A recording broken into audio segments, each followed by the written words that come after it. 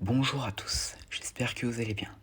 On se retrouve pour le 44e épisode des Titans du Monsterverse. Aujourd'hui, je vais vous parler des sbires de Genitor. Genitor qui est un poisson géant dont j'en avais déjà parlé. Donc maintenant, nous allons parler de ces sbires. Donc officiellement, ces poissons n'ont pas de nom ou de désignation officielle, mais ils sont appelés Murderfish par l'illustrateur Drew Edward Johnson. Donc ces poissons ressemblent à leur plus grand alpha Genitor, mais ils sont beaucoup plus petits, avec des caractéristiques beaucoup moins exagérées. Donc ce sont des poissons ressemblant beaucoup à des Dunkleosteus, avec de grands crocs déchiquetés comme leur alpha, des yeux tournés vers l'avant, avec des corps de couleur bleue et violette. Et à la différence de Genitor, ils n'ont pas de griffes. Donc ces poissons ont montré une faim vorace et une intrépidité au combat, bien qu'elles soient nettement plus petites que Godzilla. Elles n'ont montré aucune querelle avec l'essaimage du titan alpha dans le but de le manger vivant. Opérant son esprit de ruche, ces poissons suivent et sont contrôlés par Genitor.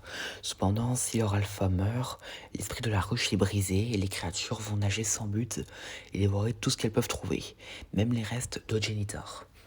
Donc, alors que Godzilla retourne dans son ancien repère, un de ces poissons le mord au bras. Mais Godzilla l'a vite balayé. Mais peu de temps après, le reste de l'essaim émerge et attaque Godzilla sans être dérangé. Et donc du coup, Godzilla sent une plus grande menace et est attaqué par Genitor. Dans une courte bataille, Godzilla arrache la colonne vertébrale de Genitor, ce qui le tue instantanément, tout en brisant l'influence de l'esprit de ruche que la créature avait sur les petits poissons. Et donc du coup, les poissons se régalent des restes de leur ancien alpha sous les yeux de Godzilla qui les tua tous d'un coup de souffle atomique. On ignore si ces poissons étaient les seuls représentants de leur race ou s'il y en a d'autres qui se cacheraient pourquoi pas dans les zones océaniques de la Terre creuse. Et donc du coup, aucune capacité n'est connue à part la morsure perforante de ces poissons. Mais nous verrons, si nous les renvoyons à l'avenir bien sûr, si des nouvelles capacités leur seront attribuées.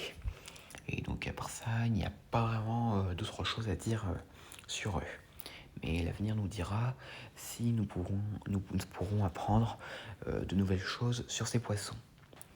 Et donc voilà, j'espère que cette vidéo vous aura plu. N'hésitez pas à me dire ça dans les commentaires et à la prochaine.